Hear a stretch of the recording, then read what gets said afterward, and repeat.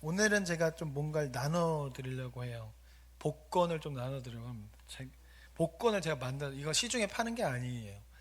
복권에서 안 좋게 생각하시는 분인데 제가 선물을 나눠드리기 위해서 복권을 만들었으니까 앞에 있는 분부터 순서대로 뒤에 앉으신 분은 어쩔 수가 없어요. 네, 앞에 계신 분부터 이렇게 나눠드리겠습니다.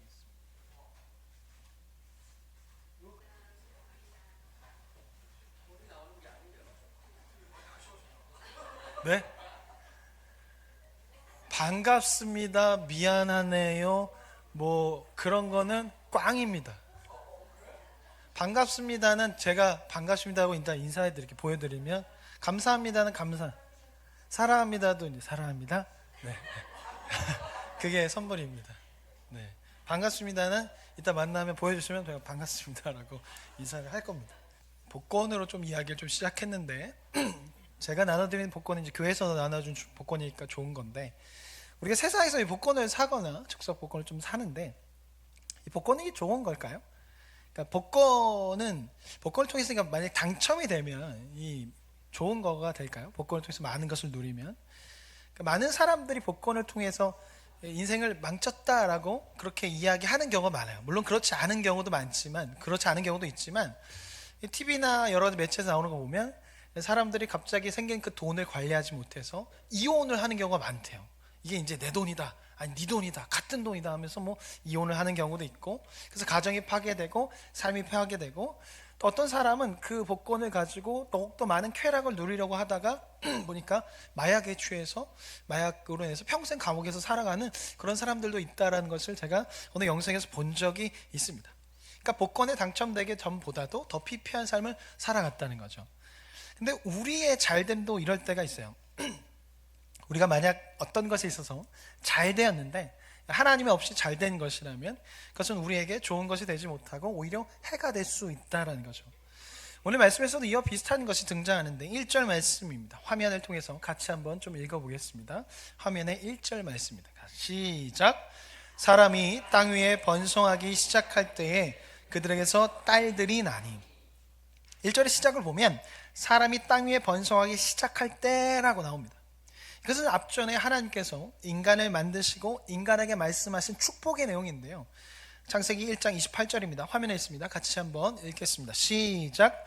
하나님이 그들에게 복을 주시며 하나님이 그들에게 이르시되 생육하고 번성하여 땅에 충만하라. 땅을 정복하라. 바다의 물고기와 하늘의 새우와 땅에 움직이는 모든 생물을 다스리라 하시니라. 하나님께서 처음에 인간을 위해서 우주 만물을 만드시고 여섯째 날에 인간을 창조하셨습니다. 그리고 그 인간에게 복을 주시며 생육하고 번성하고 땅에 충만하라 라고 말씀하셨어요. 그리고 오늘 말씀 1절은 그것이 이루어진 것을 말하고 있는 겁니다. 하나님께서 인간에게 하셨던 그 말씀을 이루셨고 그대로 복을 내리신 거죠. 근데 하나님께서 인간에게 그 약속의 말씀 만드시고 축복하신 그 약속의 말씀이 나오는 1장과 그리고 그것이 실제로 이루어진 그 6장의 말씀 사이에 무슨 일이 어떤 일이 있는지를 좀 알아봐야 하는데 먼저 창세기 1장과 2장은 둘 다 창조의 이야기죠. 서로 다른 관점을 가지고 기술한 겁니다. 1장이 우주 만물에 초점을 맞춘 거라면 2장은 사람에게 초점을 맞춘 거죠. 1장이 하나님께서 우주 만물을 인간을 위해서 질서 있게 창조하신 것을 다루는 것이 1장이라면 2장은 그 하나님께서 인간과 함께 하고 싶으셔서 인간을 지으셨고 그 인간에게 삶의 방식, 살아가는 게 무엇이고 또 관계라는 것이 무엇인지를 알려주신 것, 그것이 2장이라고 할 수 있습니다. 그리고 3장은 이제 1장과 2장에 나온 것이 통틀어져서 이제 인간이 이제 앞으로 어떻게 살아가는지를 다루고 있는데 1장과 2장에서 분위기가 되게 좋았어요. 근데 이 3장 가서는 얼마 가지 못해서 그 좋은 분위기가 깨집니다. 뱀의 등장으로 인해서 인간이 유혹에 넘어가게 되고 결국에 하나님께서 하지 말라고 하는 거 하게 되면 정령 죽으리라, 나와 관계가 끊어질 것이다 라고 하셨던 것을 하게 되는 거죠. 그래서 결국 인간은 에덴 동산에서 쫓겨나요. 왜냐하면 하나님은 사랑 그 자체이시기도 하시지만 거룩함 그 자체이시거든요. 그래서 불의한 것과 함께 할 수가 없는 거예요. 근데 아담과 하와가 불의해져 버렸죠. 그래서 에덴 동산에서 나올 수밖에 없는 거예요. 하나님과 함께 할 수 없었어. 완전히 거룩하신 하나님 앞에 불의한 것이 있게 되면 그것은 심판을 받기 때문에 아담과 하와는 하나님이 계신 에덴 동산에서 함께 할 수 없었던 것이고 결국 나가야 했던 겁니다. 그러나 하나님께서 아담과 하와를 그냥 내보내신 것이 아니라 가죽옷을 입히셔서 내보내셨어요. 몇 번 설명을 드렸어요. 여기서 가죽옷이라 한 것은 첫 번째는 보호함을 상징하는 거고, 두 번째는 수직적인 대화를 나눌 수 있게 하신 거라고 말씀을 드렸어요.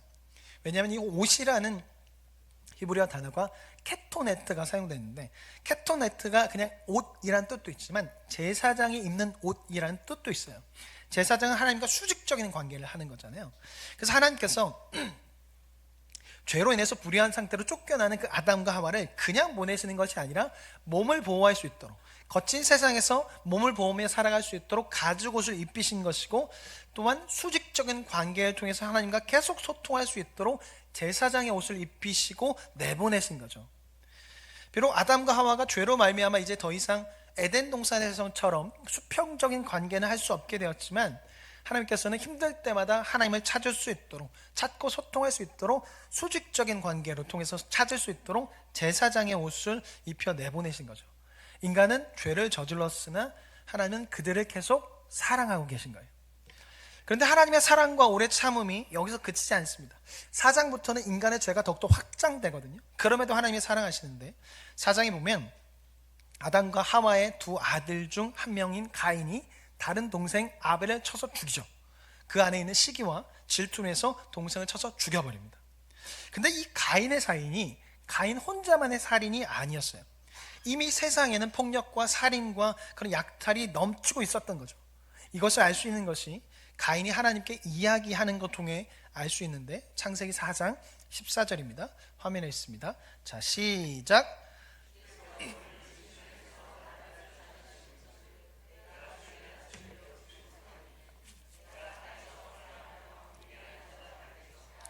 물은 나를 만나는 자마다 나를 죽이겠나이다. 가인이 뭐라고 말하냐면, 하나님께서 나를 내쫓으셨음으로 해서 이제 내가 살던 곳에서 나와서 다른 곳에 가서 살아야 하는데, 그러면 나는 얼마 지나지 않아서 죽게 될 겁니다. 왜냐하면 나를 만나는 사람마다 나를 죽일 것이기 때문입니다 라고 말해요. 이것은 지금 무엇을 말하냐면, 이미 세상에는 가인 외에도 서로 죽고 죽이는 일들이 계속 벌어지고 있었다는 거예요. 하나님의 말씀을 떠나 죄를 저지르고 있었다는 거죠. 죄가 들어온 세상에 아담과 하와 집안만 이렇게 살아가는 것이 아니라 이미 다른 세상에서는, 다른 곳에서는 이런 일들이 계속 벌어지고 있었다는 거죠. 하나님께서 아담과 하와를 위해서, 인간을 위해서 가죽옷을 입히셔서 보호하셨고, 또 그들과 소통할 수 있도록 제사장의 옷을 입히셨는데, 인간은 하나님을 떠나 자기 멋대로, 자기 마음대로 살아가는 거죠. 그런데 놀라운 것은 이런 상황임에도 불구하고 인간들이 계속 번성해 나가고 있다는 거예요. 동생을 죽인 가인의 그 가문도 계속, 후손들도 번성해 나가고 있고, 아담의 후손도 계속 번성해 나가고 있다는 거예요. 4장과 5장에 나오는 그 족보는 바로 이런 것을 나타내는 겁니다. 4장과 5장에 나오는 족보는 하나님께서 인간을 번성하게 하셨다는, 번성의 축복을 내리셨음을 나타내는 거예요. 약속을 지키신 하나님께서 말씀하신 것을 그대로 이루셨고 사람을 번성케 하신 거죠. 그런데 이런 상황 속에서 인간은 여전히 죄를 저질러요. 하나님의 사랑하심과 오래 참으심으로 해서 인간에게 축복이 계속 나타나고 있는데, 인간이 계속해서 죄를 저지르고 있는 거예요. 2절 말씀입니다. 화면에 있습니다. 제가 읽어드릴게요. 하나님의 아들들이 사람의 딸들의 아름다움을 보고 자기들이 좋아하는 모든 여자를 아내로 삼는지라. 여기서 이 하나님의 아들들에 대한 것이 좀 논쟁이 있어요. 이게 무엇이냐, 하나님의 아들이 무엇을 나타내는 거냐. 첫 번째 견해는 하나님의 아들들을 경건한 셋의 후손으로 보는 겁니다. 그러니까 4장을 보면 가인이 아벨을 죽이고 난 후에 쫓겨나거든요. 그리고 난 후에 첫 번째로 하는 행동이 뭐냐면 성을 쌓아요. 성을. 이게 무엇이냐면, 이제 나는 하나님과 담을 쌓고 살겠다. 이제 하나님과 관계없이 나는 그냥 내 마음대로 하나님의 백성이 아니라, 하나님의 자녀가 아니라, 하나님의 사람이 아니라 땅의 백성으로 살아가겠다라고 하면서 울타리를 쳐버린 겁니다. 그래서 이제 그때부터 가인과 가인의 후손들은 하나님을 떠나 살아가는 거죠. 그래서 가인의 후손들의 모습을 보면 가인과 똑같아요. 시기와 질투로 인해서 사람을 죽이고 어린 아이를 죽입니다. 가인과 가인의 후손은 돌이키지 않고 계속해서 그 땅의 백성으로 죄의 길을 가는 것이죠. 근데 가인이 떠난 후에 아담의 집안에 새로운 생명이 태어났는데 바로 셋이라는 사람이 태어나죠. 그래서 아담의 족보가 이제 셋을 통해서 계속 쭉 이어져요. 근데 창세기 4장 26절을 보면 셋의 가문이 여호와의 이름을 불렀다라고 나옵니다. 이것은 셋의 가문이 가인의 가문과 달리 이제 하나님의 가문으로 살아가겠다, 하나님의 아들들로 살아가겠다, 하나님의 집안으로 살아가겠다라는 것을 나타내는 겁니다. 근데 이게 하나님의 아들들로 살아가는 셋의 후손이 땅의 아들들로 살아가는 그들과 통혼을 함으로 해서 결국 셋의 가문에 범죄가 들어왔고 그들이 이 가인의 가문들과 그들처럼 살아가게 되었다는 것이 바로 이 하나님의 아들들이 사람의 딸들을 보고 취했다라는 첫 번째 견해입니다. 마치 이스라엘이 가나안 땅에 들어가서 그곳을 점령하고 살아가야 하는데 그들의 문화에 동화되어서 살아가는 것처럼 지금 하나님의 아들들이라 불려졌던 셋의 아들들이 땅의 자손이라 불려졌던 가인의 후손들과 결혼함으로 해서 그들과 같이 되었다. 결국 그들도 타락해버렸다라고 하는 것이 첫 번째 견해입니다. 두 번째 견해는 하나님의 아들들을 천상의 존재로 보는 거예요. 천사가 내려와서 인간과 결혼했다. 근데 이것은 실제적으로 불가능하기 때문에 무엇이냐면 천사가 내려와서 인간을 취할 정도로 세상의 창조 질서가 완전히 박살났다. 그래서 타락해버리고 하나님께서 처음 세우신 창조 질서는 사라졌고 인간이 만든 방식대로 돌아가고 있다. 그걸 이렇게 표현한 것이다 라고 말한 것이 두 번째 견해고, 세 번째 견해는 하나님의 아들들을 왕으로 보는 거예요. 고대시대의 왕들은 신의 아들로 불렸습니다. 그래서 그들에게 있어서 왕은 절대적인 권력자였죠. 그래서 힘을 가지고 힘이 없는 사람들을 괴롭히고 그들의 것을 빼앗았습니다. 우리나라 왕을 보면 부인이 한 명이 아니라 여러 명이잖아요. 그리고 지나가다가 마음에 나한테 들러하라. 그러면 그날 여자 들어와서 나의 수총을 들어봐. 이런 일들이 있었잖아요. 왕이. 근데 고대시대 왕들이 그랬다는 거죠. 자신의 권력을 이용해서 다른 사람의 아내를 빼앗고 마음 가운데로 가는 대로 여자를 아내로 삼아 버린 거죠. 이것을 하나님의 아들들이 사람의 딸들을 보고 아내로 삼았다라고 보는 것이 세 번째 견해입니다. 이 세 가지 공통점이 뭐냐면 창조 질서가 파괴가 되었고 그만큼 타락했다는 거예요. 하나님께서 인간의 죄에도 불구하고 계속해서 은혜를 베푸셨는데 인간들이 그 은혜를 나몰라라 하고 계속해서 죄의 길을 갔다는 거예요. 하나님이 계속해서 기회를 주셨고 은혜를 주셨고 보호하셨는데 인간들은 그것을 나몰라라 하고 계속해서 죄를 지었다는 거죠.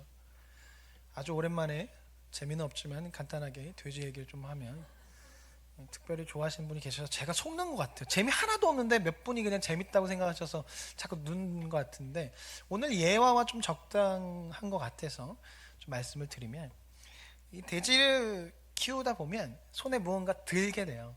처음 돼지를 접하는 사람, 농장에 처음에 일하는 사람은 손에 무언가 들지 않아요. 귀엽거든요. 돼지는 저도 귀엽습니다. 그 보면 되게 귀여워요. 그런데 좀 지나다 보면 손에 무언가 들기 시작해요. 왜냐하면 돼지가 말을 안 듣거든요. 그래서 뭐 사료포대나 이런 걸 들고 하다가 좀 지나면 사료포대를 가지고 말을 안 들으니까 이제 뭘 넣냐면 엑셀 파이프 같은 걸 들어요. 그러니까 때려도 부러지지 않는 말랑말랑하지만 어느 정도 타격감이 있는, 마치 훌라후프 같이 생긴 거, 부러지지 않는 거 갖다가 때려요. 왜냐하면 가벼우니까 자기 마음대로 통제하는 거죠.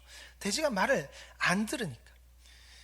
근데 돼지 입장에서 생각해보면 억울할 거예요. 왜냐하면 돼지는 사람의 말을 못 알아듣잖아요. 갑자기 자고 있는데 일어나! 나가로 나가! 그런데 이 나가란 말도 무슨 말인지 모르고 일어나는 말도 무슨 말인지 모르는데 갑자기 승질을 내고 막 뭔가 무서운 분위기를 하고서 막 때려. 그러니까 막 나갔는데 절로 가라고 하는데 절로가 어딘지 모르는 거죠. 오른쪽으로 가라고 하는데 오른쪽이 어디야? 이쪽인가? 그러니까 막 맞아. 그럼 절로 가 막 이러는 거죠. 그러니까 돼지 입장에서 억울하겠지만 돼지를 키우는 사람 입장에서는 답답한 거죠. 왜냐하면 말을 너무 안 듣는 거예요. 앞으로 가라고 했는데 뒤로 가고, 절로 가라고 했는데 이쪽으로 가고, 그러니까 답답한 거죠. 한 번은 전에도 한번 말씀드렸지만 돼지라는 것이 되게 예민하고 겁이 많아서 어두운 공간은 절대로 들어가지 않고, 그리고 턱이 약간 있으면 절대로 안 들어갑니다. 문지방이 요만큼 있어도 멈춰요. 그러니까 요 정도 되는 건 절대로 못 내려가고, 정말 이 정도 아니면 뭔가 이렇게 움푹 파여 있다 그러면 갑자기 멈추고 뒷걸음질 칩니다. 한 마리가 멈추면 뒤에 있는 따라오던 돼지도 다 멈춰요. 그리고 앞에 있는 돼지를 살펴봅니다. 그러다 돼지가 갑자기 하고서 뒤로 돌면 그 50마리의 돼지가 다 뛰어오는 거죠. 그러니까 이것을 막기 위해서 작대기를 드는 거예요. 돌기 전에 머리통을 치는 거죠. 그 다음에 궁뎅이를 치고 돌라고 하는 순간 머리통을 치면 놀래서 앞으로 가면 뒤에 있는 돼지가 앞으로 가는 거죠. 돼지가 말을 안 들으니까. 또 하나 얘기를 들면 이 돼지는 호기심이 되게 강합니다. 그리고 이 굴토성이라는 것이 있어요. 계속 이렇게 파요. 그리고 무는 습성이 있어요. 그리고 자기 공간에 뭔가 들어오면 물어서 그것을 내보내버립니다. 그러니까 사람이 들어가면 궁금하니까 뭔가 딴 게 들어오니까 계속 이렇게 파고 코로 밀고 물어요. 제가 한 번은 이 돈사에 체크하려고 뭐 체크하려고 이렇게 판때기를 들고 들어갔는데 이 돼지가 자꾸 옷을 물고 코로 이렇게 건드는 거예요. 뭐가 들어왔으니까. 근데 무는 게 이게 호랑이가 무는 것처럼 뭐 이렇게 아픈 게 아니라 기분 좀 나쁠 정도로 이렇게 장난으로 이렇게 뭐지 하고 무는 정도라서 이렇게 무는데 가끔씩 걔도 실수하면 이제 좀 아프면 이제 맞는 거지만 이렇게 기분 나쁠 정도로만 물어요. 그래서 제가 하지 마라고 하면 절대로 말을 듣지 않습니다. 이렇게 톡치 마, 하지 마라고 하면 이제 도망가요. 그러고 나면 또 있다가 저 와서 또 저를 무는 거예요. 그러면 하지 말라고 라고 하면 도망쳐요. 그리고 와서 또 돼지가 와서 또 옵니다.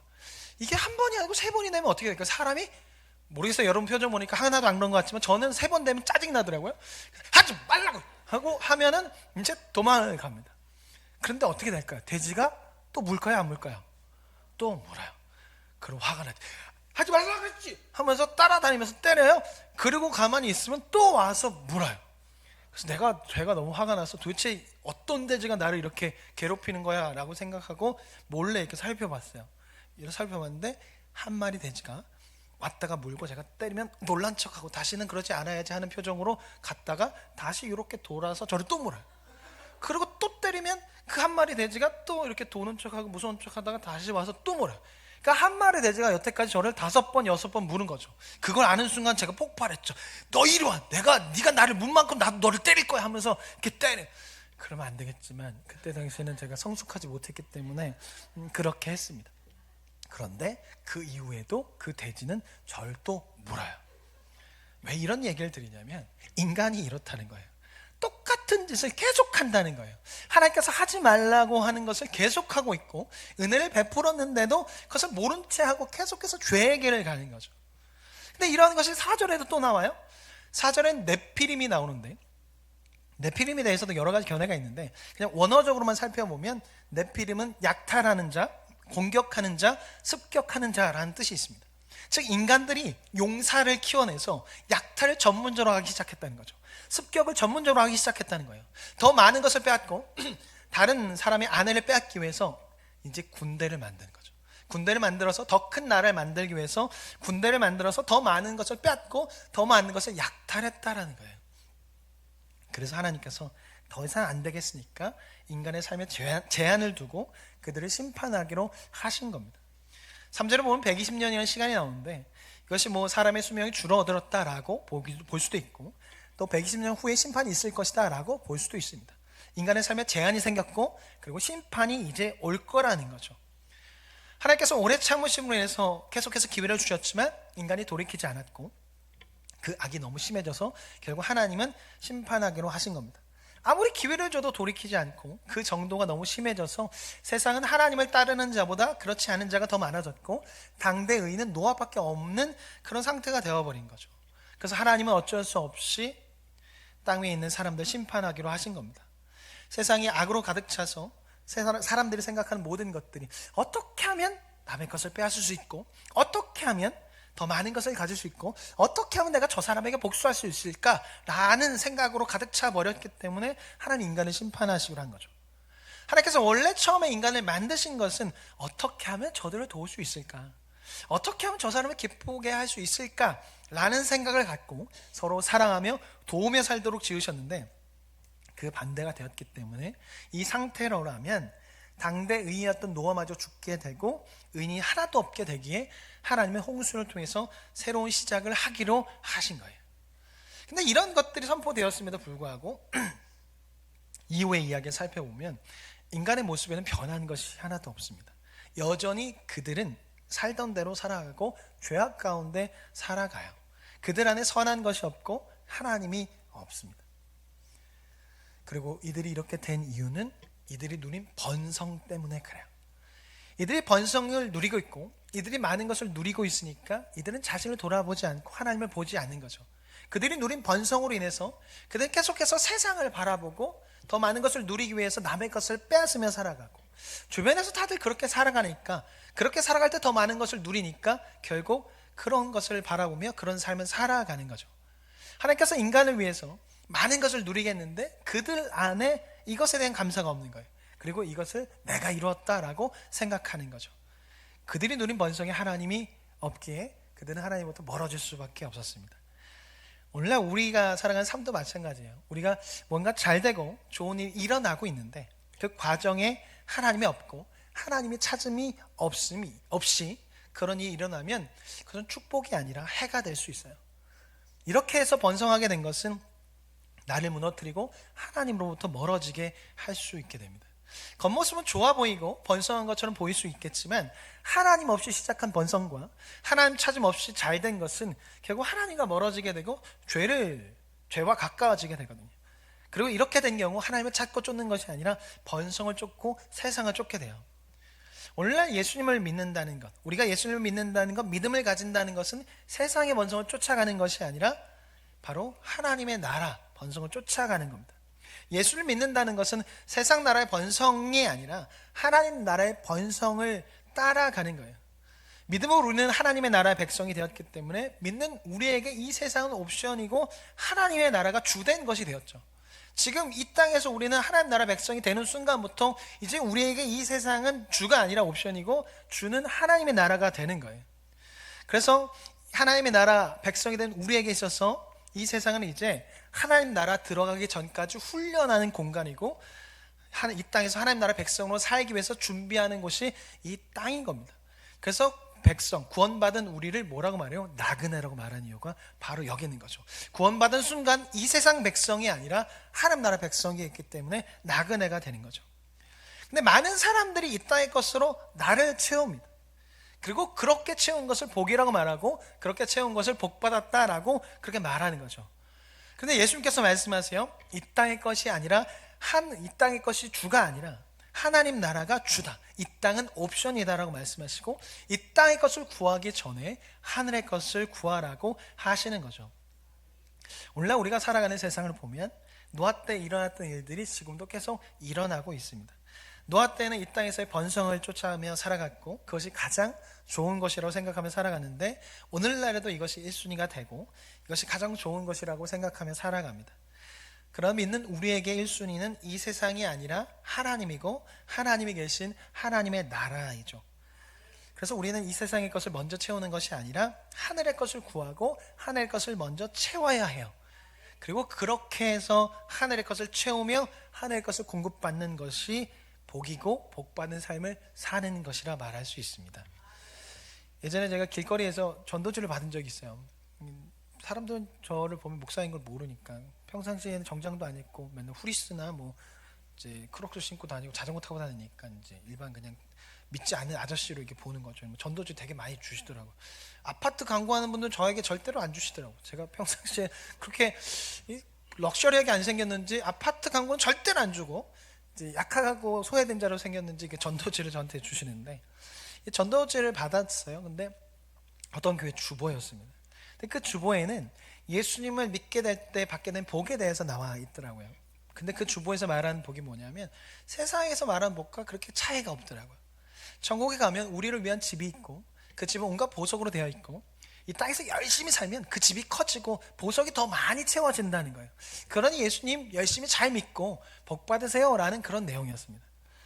근데 이런 게 정말 천국의 모습일까요? 천국은 이 땅과 그냥 그렇게 차이가 없을까요? 그곳에 갔는데 여전히 경쟁이 있고 여전히 차별이 있고 여전히 차등이 있다면 그것이 과연 천국일까요? 은혜는 동등한 것이고 은혜로 인해서 들어가는 것인데 차등이 있고 차별이 있다면 그것이 과연 천국일까요? 그렇지 않을 겁니다. 천국은 하나님이 계신 것이고 하나님과 함께 사는 곳입니다. 그래서 사랑이 넘치는 곳이고 거룩함 그 자체인 곳이 천국이에요. 하나님만 계셔도 그곳은 천국이 되는 겁니다. 그리고 그것은 누가 들어가냐면 이 땅에서 거룩함을 쫓기 위해서 바둥바둥하며 애쓰며 살아가는 사람들, 주님께 받은 사랑을 가지고 어떻게든 전하고 어떻게든 용서하기 위해서 바둥바둥하며 애쓰며 살아가는 사람들, 힘들고 어렵지만 어떻게든 믿음을 지키려고 바둥바둥하며 애쓰는 사람들, 그런 사람들이 들어가는 것이 천국이에요. 이 땅의 것을 채우기 위해서 바둥바둥거리며 살아가면서 나는 주님을 믿습니다 라고 입으로만 고백하는 사람들이 들어가는 것이 아닙니다. 사랑하는 성도 여러분, 이 세상은 노아 시대 때처럼 우리를 유혹하고 있어요. 이 땅의 것을 채우기 위해서 바둥바둥하며 살아가라. 하늘의 것은 나중에 채워도 된다. 이 땅의 것을 채우면 하늘의 것은 나중에 저절로 따라온다 라고 생각하게끔 만들어요. 뱀이 하와에게 그것을 먹으면 더 많은 것을 누릴 거야, 하나님처럼 될 거야 라고 유혹한 것처럼 오늘날에도 세상은 이 땅의 것을 많이 채우면 하나님께 복받은 거야, 그러면 믿음이 좋은 거니까 하나님의 것은 자연스럽게 따라올 거야 라고 생각하게끔 만듭니다. 그러나 그렇지 않습니다. 하나님 없는 번성은 오히려 우리에게 해가 되고 하나님과 멀어지게 하죠. 하나님 없이 이루어진 응답은 오히려 하나님과 멀어지게 하고 주의 길에서 벗어나게 합니다. 그리고 하나님께서는 그런 모습을 보시고 한탄하시고 마음이 근심하시죠. 교회를 세운 것을 한탄하시고, 성도로 세운 것을 한탄하시고, 목사로 세운 것을 한탄하시고, 직분자로 세운 것을 한탄하십니다. 오늘날 우리의 모습은 어떨까요? 오늘날 우리가 살아가는 모습을 보시고 하나님께서는 어떻게 생각하실까요? 한탄하시고 마음에 근심하실까요? 아니면 잘 살고 있다라고 그렇게 하실까요? 우리의 모습은 어느 쪽에 있을까요? 그리고 우리는 어떤 것을 선호하고 있을까요? 주객이 전도되면 안 됩니다. 하늘의 것을 구하고 하나님을 찾음으로 인해 기쁨을 누리며 살아가야지, 이 땅의 것을 구하며 그것을 통해 기뻐하고 남은 것 가지고 하나님을 찾는 그런 주객이 전도되는 삶을 살아서는 안 되는 거죠. 세상의 번영을 추구하며 그것을 복이라고 여기는 삶과요, 주님을 찾고 주님을 만나는 것으로 인해서 기뻐하는 그런 삶은 서로 함께 할 수 없어요. 번영과 복음은 함께 할 수 없어요. 번영을 누리고 번영을 쫓는 자는요, 그 번영에서 내려올 수가 없어요. 복음은요, 낮아지는 거거든요. 예수님께서 낮아지셨고 이 땅에 내려오셨거든요. 그래서 복음이라는 것은요, 낮은 곳에 있고 낮은 곳에 갈 때 그 참된 복음을 만나거든요. 근데 번영은 위에 있어요. 그러니까 번영과 복음은 함께 할 수가 없는 거죠. 근데 이것을 함께 할 수 있다고 생각하니까 결국 문제가 되는 거죠. 처음에는 낮은 곳에서 예수를 만나고 그래서 복음에 취해서 살아갔는데 어느 정도 시간이 지나면서 점점 번영을 누리고 올라가게 되니까 여기서 내려오지 못하는 거예요. 근데 나는 여전히 복음을 쫓고 있다라고 생각하는데 그렇지 않은 거죠. 노아 시대 때 사람들이 그래서 하나님은 결국 세상을 홍수로 쓸어버리시고 다시 시작하셨어요. 하나님을 보지 못하게 하는 것들, 하나님의 은혜를 보지 못하게 하는 것들을 없애시고 하늘의 것을 구하며 주님을 바라보며 주님의 것으로 취하며 살아가는 노아를 통해서 다시 시작하셨어요. 우리가 흑암이 가득한 이 세상에서 온전히 주의 자녀로 살아가기 위해서는 우리 삶에 있는 것들을 치우기 시작해야 돼요. 주님을 보지 못하게 하는 것들을 치우기 시작해야 되고 하늘의 것을 바라보며 살아가야 돼요. 작년에 치우지 못한 것이 있다면 치우고 그 자리에 하늘의 것을 채워 넣어야 해요. 하나님께서 홍수를 통해 세상의 것을 치우고 하늘을 바라보게 하신 것처럼 우리 삶에 우리가 스스로 홍수를 일으켜야 돼요. 그래서 하나님을 보지 못하게 하는 것들을 치우고 하나님을 바라보게 하는 것들로 채워야 하는 거죠. 사랑하는 성도 여러분, 2026년도에는 여러분의 삶에 홍수를 일으키시길 바랍니다. 그래서 세상의 것들을 홍수로 좀 치워버리고 방주에 올라타세요. 방주에 올라타서 그 안에서 하나님의 이름을 높이고 예배하며 하나님의 은혜를 경험하십시오. 만약 우리의 삶에 홍수를 일으키지 않는다면요, 우리는 작년과 똑같은 한 해를 보내게 될 것이고 내년에도 똑같은 한 해를 보내게 될 겁니다. 여러분의 삶에 홍수를 일으켜서 주변을 정리하기도 하고 주변을 치우기도 하고 그리고 주님으로 채우고 하늘을 바라보며 살아가는 한 해가 되었으면 좋겠습니다. 이런 삶이요, 어두운 세상 가운데 주의 자녀로 살아갈 수 있는 방법입니다. 그런데 이런 삶이 어리석어 보이고 힘들고 어려워 보여요. 근데 하나님께서는 그런 삶을 살아가는 자들에게 너야말로 진짜 내 자녀다, 너야말로 진짜 내 백성이다라고 말씀하실 것이고, 힘들고 어려운 삶을 살아가는 가운데 예배를 드릴 때 위로하실 것이고 주님을 찾는 시간을 통해서 위로하실 것입니다. 말씀을 정리하겠습니다. 어둠이 들어온 이 세상에서 믿음을 지키며 산다는 것, 어렵고 힘들 수밖에 없습니다. 그런 삶 속에서 우리가 살기 위해서는 예배의 방주에 올라타서 그곳에서 주님의 은혜를 노래하고 주님의 일하심을 생각하며 이 홍수가 끝나고 무지개가 피어나는 그 날이 속히 오길 바라며 기도하며 보내는 겁니다. 그리고 우리의 삶에 그날은 올 겁니다. 믿음을 지키며 살아가는 사람들에게 무지개가 필 날이 올 것이고 예수님을 만날 날이 올 것입니다. 그리고 말씀하시겠죠. 그동안 고생 많았어. 바둥바둥 사는 건 나는 다 보고 있었어. 세상 사람들이 세상을 쫓고 그것이 복이라고 생각하고 쫓아갈 때 너는 그렇지 않고 바둥바둥 거리며 하는 그런 삶을 내가 보았다. 정말 수고 많았고 너야말로 진짜 나의 사랑하는 자녀다라고 말을 들을 날이 올 겁니다. 그날까지 힘들 거예요. 어려울 거예요. 정말 많이 힘들 겁니다. 하지만 주님을 찾으며 주님의 그 방주 안에서 살아가십시오. 그 방주 안에서 예배할 때 위로가 있을 것이고 그 방주는 결국 도착할 겁니다. 그때 예수님께서 우리를 맞이해 주실 것이고 그날에 온전한 회복과 온전한 위로가 있게 될 것입니다. 함께 찬양하고 기도하겠습니다. 찬양할 때 이 방주라는 것은 공동체죠. 의인 공동체입니다. 예배당이 될 수 있겠죠. 예배당은 예수를 믿는 의인들이 모여서 예배하는 곳입니다. 이 방주 안에서 주님께 구하고 살아가는 것, 비가 그치고 배가 도착할 날을 기다리면서 너가 그 안에서 예배하며 하나님을 찾았겠죠. 하나님, 이 비가 언제 그칠까요? 이 어둠이 언제 사라질까요? 우리는 이 배에서 언제 나갈까요? 라고 그렇게 주님을 기도하며 그날을 고대하면서 살아갔을 겁니다. 오늘은 살아가는 가운데, 어둠 가운데 우리가 살아갈 수 있는 방법은 방주 안에 들어와서 하나님의 이름을 높이며 하나님을 찾고, 주님, 이 어둠이 내 삶 속에서 도대체 언제 사라질까요? 라는 것을 물으며 고백하며 살아가는 것, 그것이 이 시대에 살아갈 수 있는 우리의 방법입니다. 세상은 어둡고 우리 힘들게 하는데 그것으로부터 피해서 예배 방주 안에 들어오고, 때로는 내가 속한 그 자리 안에서 내 방주를 만들고 그 안에서 주님을 찾을 때 하루하루 살아갈 수 있는 힘이 됩니다. 오늘 찬양할 때, 그리고 기도할 때, 주님, 나에게 하늘의 것을 채워주셔서 그것으로 인해서 지금 힘들지만 버틸 수 있게 하시고, 주님 오실 날을 기대하게 하시고, 방주가 도착할 날, 예수님 만난 날을 기대하며 보낼 수 있는 그런 힘이 내 안에 있게 해달라고 같이 그 은혜를 구했으면 좋겠습니다.